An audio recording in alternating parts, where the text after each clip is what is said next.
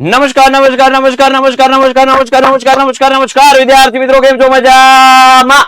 વિદ્યાર્થી મિત્રો, ધોરણ 10 અને 12 ના રિઝલ્ટ નું હજુ કોઈ આપણને પ્રોપર માહિતી નથી. તે પહેલા જ ગુજરાત સરકારે હવે જુલાઈમાં જે પૂરક પરીક્ષા લેવાતી હતી એનું કંઈક પ્રી આયોજન કરી નાખ્યું છે. તો વિદ્યાર્થી મિત્રો, આજે મારે તમને જણાવવું છે કે જે પૂરક પરીક્ષા એટલે કે જે વિદ્યાર્થીઓ અમુક વિષયોમાં નાપાસ થયા છે, એટલે કે સફળ નથી થયા, એવા વિદ્યાર્થીઓને જે બીજો ચાન્સ મળે છે એના માટેનું આયોજન. તો વિદ્યાર્થીઓ, હું આપનો મોટો ભાઈ સાહિલ વેકરી આપના માટે ન્યૂઝ લઈને આવ્યો છું. પહેલા હું તમને માહિતી આપી દઉં કે જે દિવસે રિઝલ્ટ છે એ દિવસે સાંજે એટલે કે બપોર પછી 4 થી 4:30 વાગ્યે આપણા સ્ટુડિયો પર આવવાનું છે, ગ્રાન્ડ સેલિબ્રેશન કરવાનું છે. તો વિદ્યાર્થી મિત્રો આવી જજો આપણા સ્ટુડિયો પર. જે વિદ્યાર્થી મિત્રો સુરતમાં રહે છે એ વિદ્યાર્થીઓ ખાસ જરૂરથી પધારજો. યસ, ગૂગલ મેપમાં લોકેશનમાં ખાલી ને ખાલી નાખવાનું છે યુથ વિદ્યાકુલ, તો તમને અમારા ઘર સુધી આપણા ઘર સુધી અહીંયા પહોંચાડી દેશો. તો વિદ્યાર્થીઓ જરૂરથી જરૂર રિઝલ્ટના દિવસે આપણે મળીએ છીએ.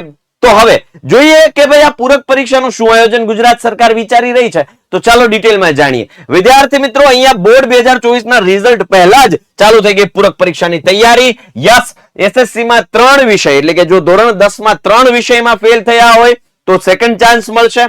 સામાન્ય પ્રવાહ એટલે કે આર્ટ્સ અને કોમર્સમાં 2 વિષયમાં સફળ ન થયા હોય તો 2 ચાન્સ, મતલબ 2 વિષય માટે સફળ ન થયો હોય તો સેકન્ડ ચાન્સ મળશે.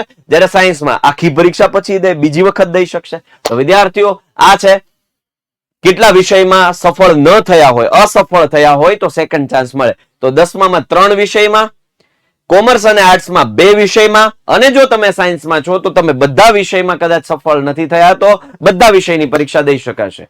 હવે સાયન્સમાં સ્પેસિફિકલી વાત કરું, જો તમે કદાચ 1 કે 2 માં ન થયો ફરીથી આખી પરીક્ષા દેવી છે તો તમને સેકન્ડ ચાન્સ છે. એમાંય પણ જો તમે આખી પરીક્ષા ફરીથી દો છો અને એમાં જે વધારે રિઝલ્ટ હશે, પેલી જે માર્ચમાં દીધી એ અને હવે જે પૂરક આપો છો એ, તો એમાં જે વધારે હશે એ કન્સિડર થશે. હવે તકલીફ એ છે કે સાહેબ આમાં અમારે કઈ રીતે કે ભાઈ 10મા વાળાને ક્યારે છે, ક્યારે એક્ઝામ છે? તો વિદ્યાર્થી મિત્રો, જૂનના બીજા સપ્તાહમાં વિચારે છે.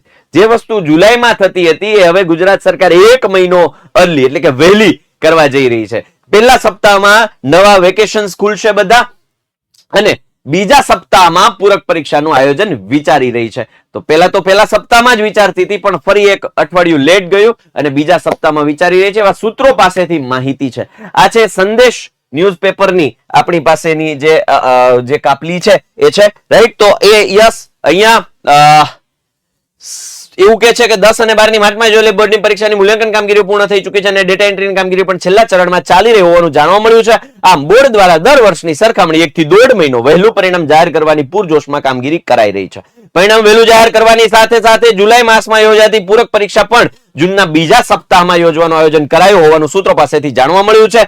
જૂન માસના પ્રથમ સપ્તાહમાં જ પરીક્ષાનું આયોજન કરવાની વિચારણા હતી, પરંતુ શાળાઓમાં વેકેશનના લીધે જૂનના બીજા સપ્તાહમાં પૂરક પરીક્ષા લેવાશે તેવું બોર્ડના અધિકારીઓ પાસેથી જાણવા મળ્યું છે. ધોરણ 10 ની માર્ચની પરીક્ષામાં 2 વિષયમાં નાપાસ થયેલ અને ધોરણ 12 સામાન્ય પ્રવાહમાં 1 વિષય નાપાસ થયેલ વિદ્યાર્થીને જ પૂરક પરીક્ષા આપવાની તક મળતી હતી. પણ હવે શું નવા ચેન્જીસ છે? તો સાંભળો. હવે નવા નિયમ મુજબ ધોરણ 10 માં 3 વિષય અને ધોરણ 12 સામાન્ય પ્રવાહમાં 2 વિષયમાં નાપાસ થયેલ વિદ્યાર્થીઓને પૂરક પરીક્ષા આપવા મળશે. આ સિવાય ધોરણ 12 સાયન્સના વિદ્યાર્થીઓને માર્ચની બોર્ડની પરીક્ષા બાદ જૂન જુલાઈમાં યોજાતી પૂરક પરીક્ષામાં ફરી તમામ વિષયોની પરીક્ષા આપવાની તક મળશે. એટલે કે ધોરણ 12 સાયન્સમાં તમામ વિષયોની બોર્ડ દ્વારા 2 વખત પરીક્ષા યોજવામાં આવશે.